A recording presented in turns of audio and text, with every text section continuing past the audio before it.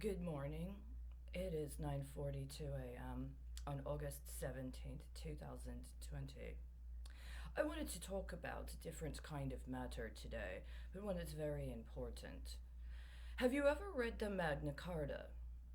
When I first went to Houston around the time of the 2016 presidential election, there was a public law library.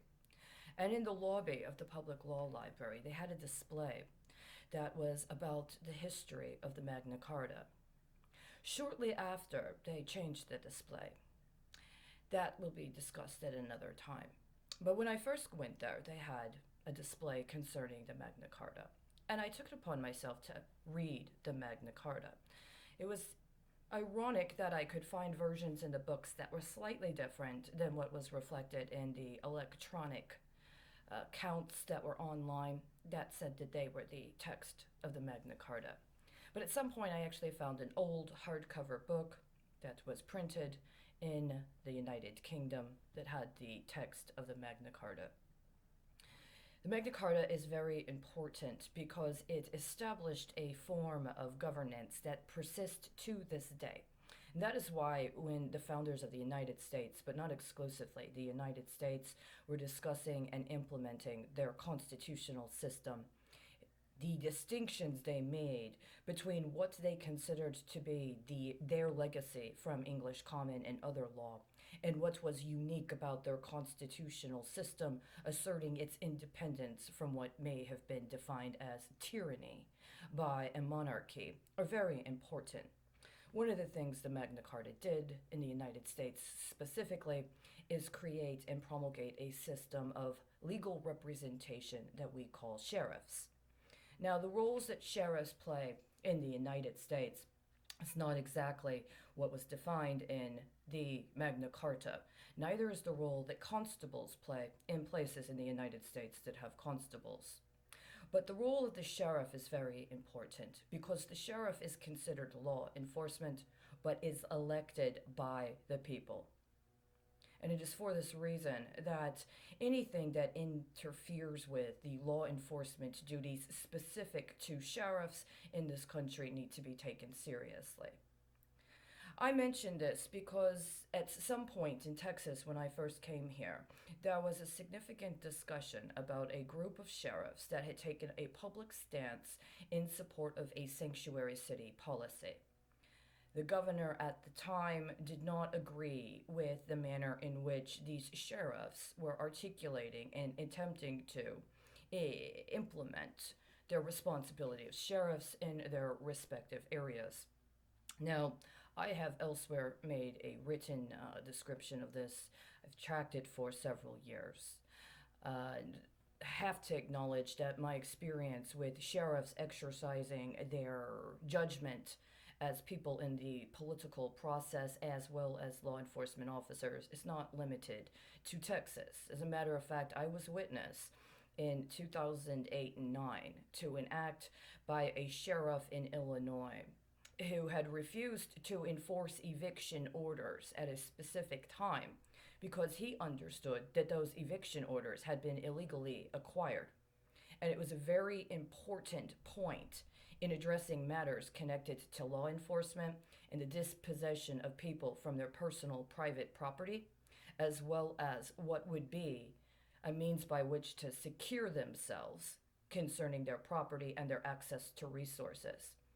This is the very unique responsibility sheriffs have, and it's also the very special kind of protection and resource that people have via the sheriff.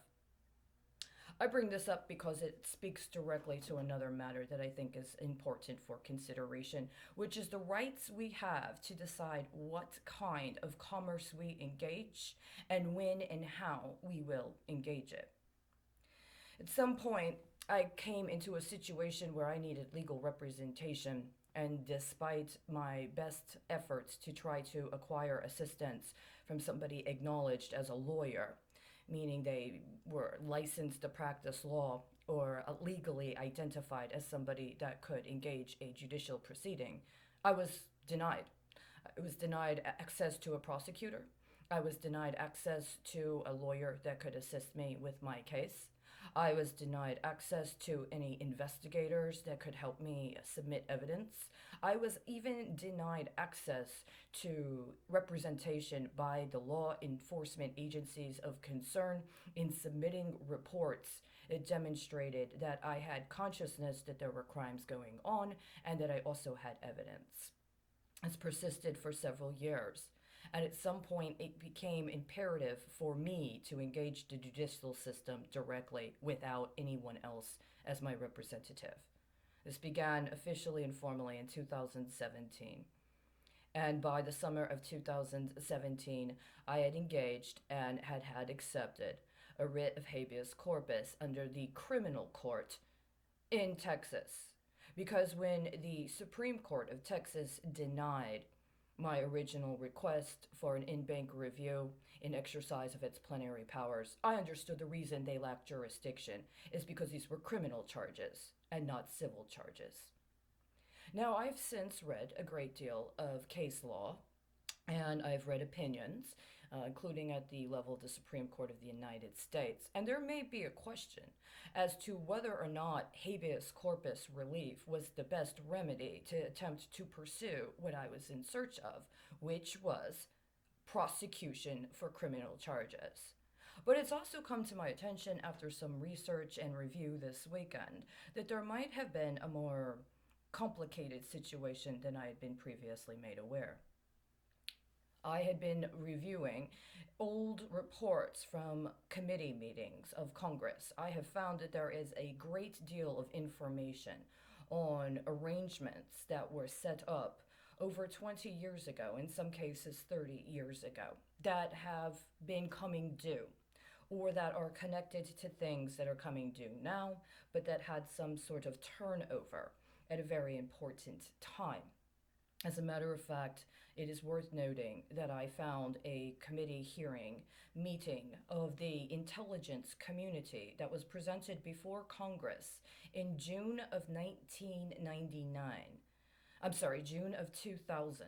It was the summer and a year before the September 11th attacks, when members of the intelligence community were making criticisms of changes that were ongoing at that time in what was considered appropriate recruitment of members of the intelligence community.